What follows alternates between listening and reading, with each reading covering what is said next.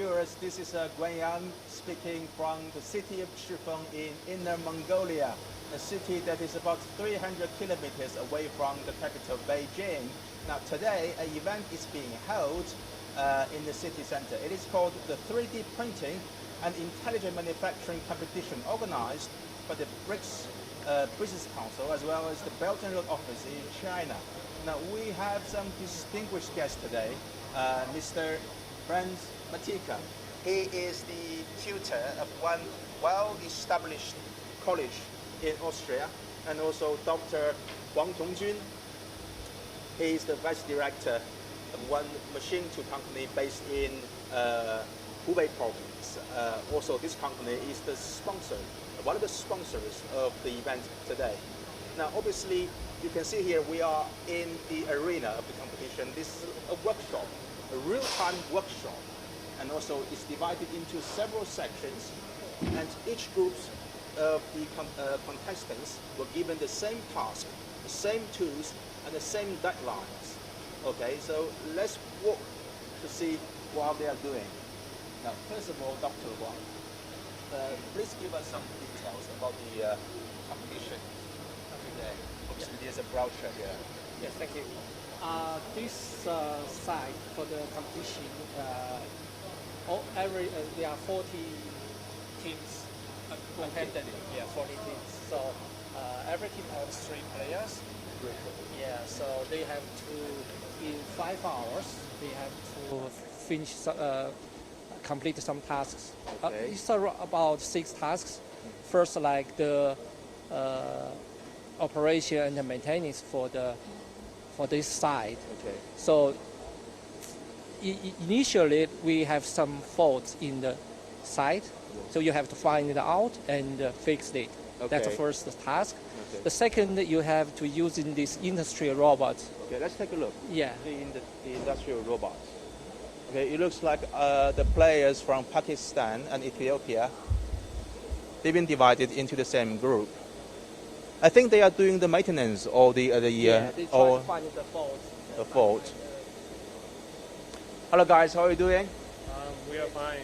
Just practicing the robot. What are you doing now? We are using the robot to place different things from different places. Okay. Are you familiar with this machine too? Yeah, we get the training about this. When we come here, we got the training. Are you confident about today's contest? Yeah, we are confident. Okay, good luck. Thank you. Okay, good luck. Okay. Okay, tell us a little bit more about the machine tool you brought from your company. Yeah, the numerical control system is developed by our company. That is pure nationalized.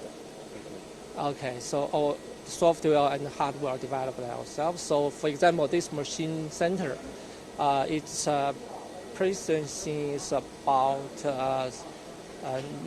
plus and minus 3 micron. Okay. And it's a high speed and high precision. The high speed, the spindle speed can reach something like 20,000 RPM. And the rapid moving can be something like 45 meters per millimeter. Okay. Per meter, sorry. Okay. Per millimeter. Okay, basically this will be the materials. The Yeah. materials for the students, the contestants, to make a product, Yeah. a final product. So this really is a, what do you call it, a formidable task for because these people, they haven't even graduated yet. They're still studying in the college. Yeah. So we want them to do a task which is ready. I must say that only an experienced worker from a production plant can manage. Yeah, Do you think they it's a are, challenge? in the competition, they have to finish 2 parts for the production. Yeah, one is specified by that's their task. They should do it. Yeah. The other one is that the personalized, that they design themselves and try to develop the program and then make it out. Okay, I see. Yeah, I so see. yeah, and also they have to. The other task is for because this is a site. Yes. So eventually, the people shouldn't be there to operate the machine tool, the robotics, and something like that. After program, they should come out and all like the site doing it themselves. Okay. I see. So that's automation. So they have to develop the control system software, PLC program, and also we're using some like big data concept. So they should have a data collection. They should do it, and then put it into the cloud numerical control system, and do something like optimization for the production. All right. I see. Yeah. I see. Okay, friends. I know that you have brought your students from Austria. They are obviously competing in the 3D printing sessions. When we talk about the manufacturing competition here, I must say that for me it is a formidable task because the contestants were giving the same tools, the same task, the same deadline. They need to produce something out of raw material in just a few hours' time. So what do you think? Is it difficult from your standard? I think it's quite fair because everyone has the same tools and the same baseline. Yeah? I think the difficulty is quite okay. Yeah, they've been given a task which can be done in this amount of time, but it's not too easy. So they're challenged. I think that's important to be challenged in such a competition because it's for the good students and they need something to wake their interest. I see. Okay. Obviously, today, how many teams are competing for this afternoon, for this morning? For this morning, I think at the same time there can be 11 teams. 11 teams together. Simultaneously. Yes. 11 teams simultaneously. So the winning teams, I heard, will be qualified for the BRICS competition in South Africa this September, which is a massive event. I think some of the best players can really see what is available once they go to South Africa to compete with the ultimate players around the world, especially from BRICS countries. Yes. And the other thing we'd like to talk about is this competition is organized by the Belt and Road Office in China as well as the BRICS Business Councils. But it is not exclusive only for the contestants from the BRICS countries or the Belt and Road countries.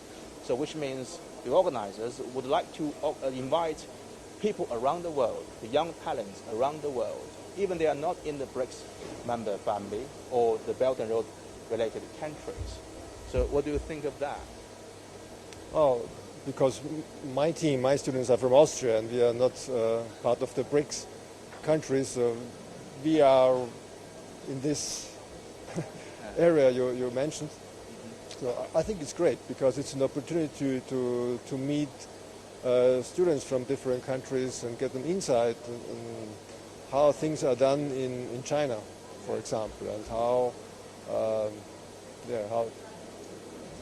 to communicate with students from South Africa, from I think Ethiopia, so many countries here. Yes. Yeah. I was speaking with some of the players yesterday, like the boy from Pakistan, and he told me that I was very impressed because he said to me, if we stick into a show, then we cannot develop ourselves. We cannot see what is available out there. That is why to be part of the competitions like this give us the chance to see what kind of levels of talents around the world are really at. So we know what is our goal are. So what kind of skills the employees are looking for. So obviously you are one of the senior management of the well-known company based in Hubei. So I assume that every year you have directors meetings. You also discuss about the human resource strategy for the following year. So tell us, in today's world, manufacturing world, what sort of talents do you want to have on board in your company? Well, I think intelligent manufacturing is a trend in manufacturing. So the people we recruit should be multi-domain skills and knowledge. For example, in this competition, you not only know how to program in the machine tool, you also need to know how to operate in robotics. And also, you should know that how can I collect data and then use them to optimize or to just improve our production. So I think that's why this competition is set for. It tried to guide people or try to guide the university or college to how to educate their students, so in the future they can find a job. It's been an issue, a concern in the Chinese education system, because let me give you some backgrounds about the system in China. What happened is, at the end of 1990s, the education system in China has gone through a massive reform. So the enrollment has been expanded massively, so which means more college and universities are opened to people around the country. So which means more people can go to universities, so more graduates we have afterwards in the labor market, which is creating a sort of a supply surplus, if you know what I mean, which means we have more graduates every year, year on year, but the kind of skills the employees are looking for are not really met, because in China we tend to stick everything by the book. The students were taught a lot of theoretical materials. They were taught how to pass, how to score a good mark in exams, rather than doing well in practice. But I think in Europe it's slightly different, because I have friends from Germany that told me that before going to universities, they tend to take on internships in factories, in production plants. They want to work first and to see what they can do, and then they slightly develop their interest in the area they would like to study in the university. So it's a practical first, and then go to academic. So what is your opinion on that? It's quite a complicated question. I try to answer it. It is, in Europe, the educational system is very, very, I think there are many different systems. Yeah? I'm from Austria. Now a neighboring country is Germany, so I know Germany a little bit. But there are, in Germany there are so many ways you can choose from, so many different educational programs. What you mentioned is just one part. Yes. Yeah? There is this internship at some companies, and the companies send you to a school, which is very, very special for the area the company is engaged. It's a little bit like in Austria. In Austria we have a three-part vocational system. There are three programs. We have one program which is tied very, very tightly to the companies. So the students work for a company, and the company sends the students maybe every month for a week to school. And then they come back to the company and can use their new skills and their new knowledge and try it out, and then they go back a month later, maybe with some more understanding about practical terms. The next level we have is a 4-year, this is a 3-year program. The next level we have is a 4-year program. They come to our school. Where I work for, we have these two programs, a 4-year program and a 5-year program. The 4-year program is a little bit, it's very, very practical, but it's not in combination with the company. So we have a high level of practical lectures. So they're coming to a workshop, and they must do some practical work. It's not so many theoretical teaching. There is, but not so much. And the next level is this 5-year program. It's the highest level we have. And that's a mix from vocational teaching, technical stuff, and more academic. So mathematics, physics, chemistry, and this. And this system, I think, it's very, very special for Austria. I have no other country where this system exists. And our students are very, very thought for because they have theoretical skills, they have practical skills, and a very high level of education. It's interesting to know that. Okay, let's continue our tour. Okay, we tend to have more contestants from the Chinese participants. I saw many international players in the 3D printing sessions, but yesterday all the teams are from China in the manufacturing sector, manufacturing section, actually. Hello, guys. Hello. Yes, I met them yesterday, but I was not allowed to talk to you while you are doing your task because the referee says, okay, it's a fair competition. It's better not to interrupt while you are doing your task. So how did it go yesterday? We never worked with the program, so we did not so great like other people, but we tried our best. Okay. Is it a difficult task? Yes, it was difficult. Okay. Which part is the most difficult one? To understand the program. It's a new program. Yes, we have never seen this program, and we never worked with it. All right. Is it a Chinese program or is it? It was English. English. What sort of program do you use back home for the 3D printing program? I think the problem was that their specialization at school, it's not about machinery, it's not about 3D, so they've really seen the program for the first time. I see. They don't use the program at home because it's not in their specialization. So it was quite hard for them. And, Okay. Don't worry, you can always come back next year or the next round. Okay. What is the plan while you are in Chifeng? We do some sightseeing today, and tomorrow we still have. I don't really know right now. Okay. So tell us, what is your impressions about your components? About your the Chinese contestants. I think they were really good. Yeah. You have strong opponents. Do you think they are strong in some areas, or maybe the contestants, the players from South Africa, from Pakistan? So what do you think? Are they doing well? I think they did great. Yeah. Okay. Enjoy the rest of your day. Okay. Please, this way.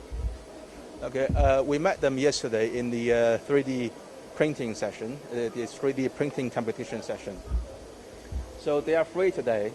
They finished their task already. They finished their task yesterday. Okay. And now they're just looking and. Okay. But obviously, they are waiting for you to show them around after our live streaming. Okay.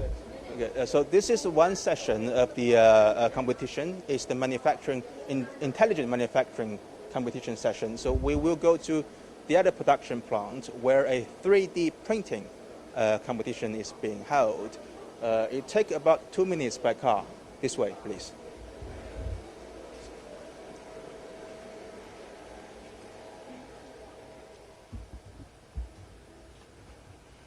The competition is being held in a college in the city of Chifeng.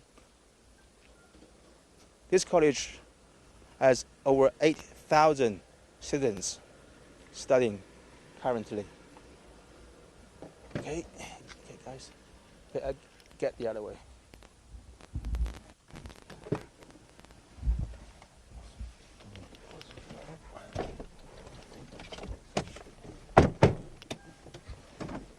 So, Dr. Huang, when are you going back to Hubei? I think that's tomorrow. I'll be back. Yeah. Okay. Tomorrow It's is quite the busy closing time. ceremony. Yeah, I don't think I have time to because another business. Okay. Tell us the machine tools you have brought to the competition this time. What sort of level they are at, and what's the area of practice? Are they making the civil components or industrial components? I think it's the industrial one. Industrial components. Yeah, industrial components. There are two machine tools in this side. One is CNC laser, and the other is machine center, which the laser is just for cutting some rough problem, and then the machine center will be used to develop more precision parts. Yeah. You obviously have an overseas marketing department. What is your marketing strategy for international sales network? Actually, we are just developing this numerical control system. So we will cooperate with the machine tool corporation that we provide the system, and then they install it on their machine tool. Yes. Then for the overseas, it's Sorry, I have a phone call. yeah. 喂，哎，能听见吗？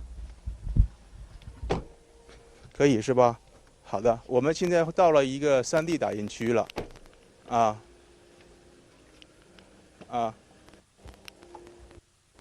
我们是继续吗？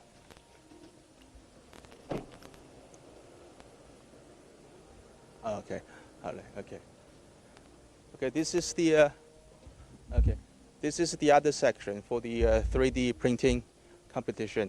Now, some people said, when 3D printers were first invented, some people said it's only what they call the prototyping tools. It cannot be applied on more complicated tasks.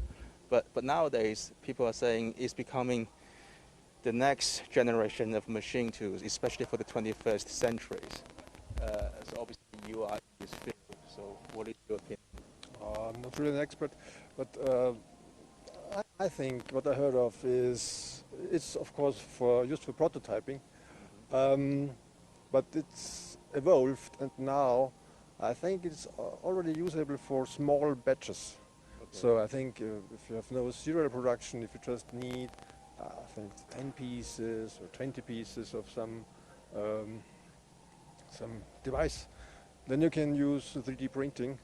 And if you have higher amounts of pieces to build, maybe 1,000, 10,000, 100,000, it's not usable because it's too slow.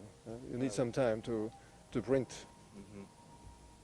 Yes, I agree with you. Obviously, I'm not an expert in this field, but I think the future of manufacturing is all about cost efficiency. It's all about saving, it's about green. We are in the age of green economies. It's like the less materials, the less labor we use. So obviously, it's the better. Do you agree with that? Yeah, I think so. Of course, yeah, as you said, that when it first being invented, it's called rapid prototype. Yes. At that time, I think it's more than 20 years. Yeah, I was doctoral study at that time, and know a little about it. Okay. So I think it's a very good way to product the products, to produce the products, because in traditional production, there are many parts you can design out, but it's hard to produce it. So I think in this 3D printing, it's become easier. Yeah. I think it's now being used in many areas now, in medicine, in vehicle parts, production, and I think many ways, many areas. Especially I think the material improvement, the material science developing. I think it could be more spread used. Yeah, but I think also it requires more specific skills for the workers. They need to how to draw on a computer. They have to understand how to write a program. That will talk about programming. Okay, this guy. Okay, it looks like he's doing hair dryer. Do you think that's the task for today? Judging by computer screen. I think so. It should be the task of today because they already have some. They're using this 3D scanner. I think they've been given a model. Okay. You see them laying on this. This. Yeah. But This. Yeah. it's been given the model. I think so. Yeah. I think they have to make their own model based on this device. So this is the 3D scanner. Okay. I think obviously we have an international audience group.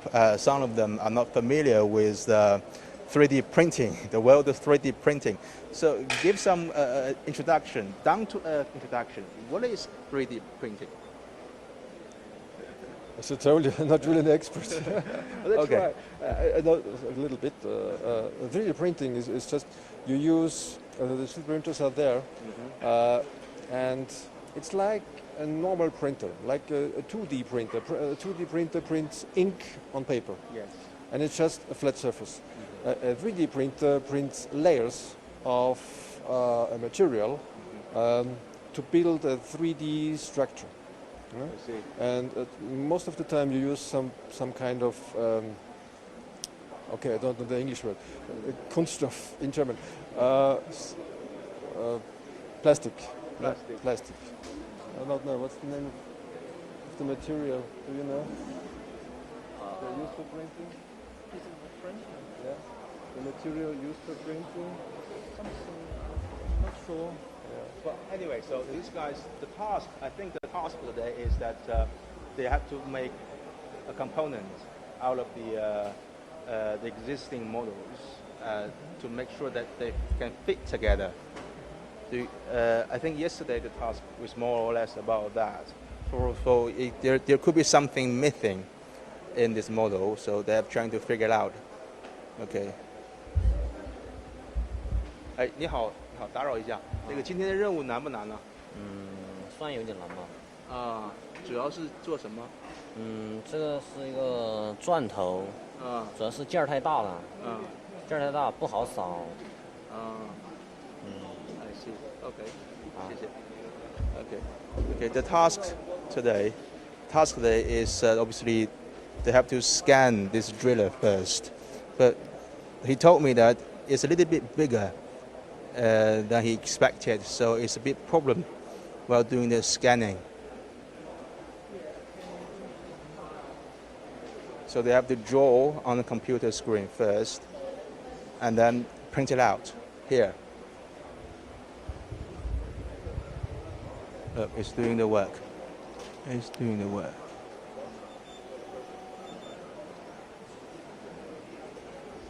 Yesterday. Okay, this is our contestants from South Africa. Hello guys, how are you doing? Good, and you? Yeah, good. How did it go yesterday? It went well. Yes? Yes. Okay. What was the task yesterday? It was not bad. Were you familiar with the software, how to write a program with this system? Because the contestant, the players from Austria told us that they have never seen this program before. Do you have similar problem? Which one? The one we saw yesterday? This one? Yes. This one we are familiar with. Okay. Yes. How long have you been studying this program? No, sir. 1 month. Just 1 month. Yes. Okay. You get along very quick, huh? Okay. Good luck. Thank you. Very well. And also we have more players. Over there. Okay. Interesting. So, Dr. Wang, in your company, do you have a similar departments doing the 3D printing work? No, but we can provide, like I said, numerical control system for the 3D printer equipment. Yeah. I think in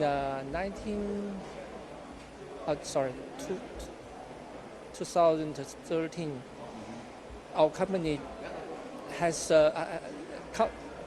discussed with a 3D printer corporation, and at last we yeah, we give up. So it's more specific, more specified. So yeah, we just focused on our control system. I see. Yeah. The last thing I would like to discuss with two of you is when we look at the BRICS Skills Competitions, the categories of the competitions were very carefully selected.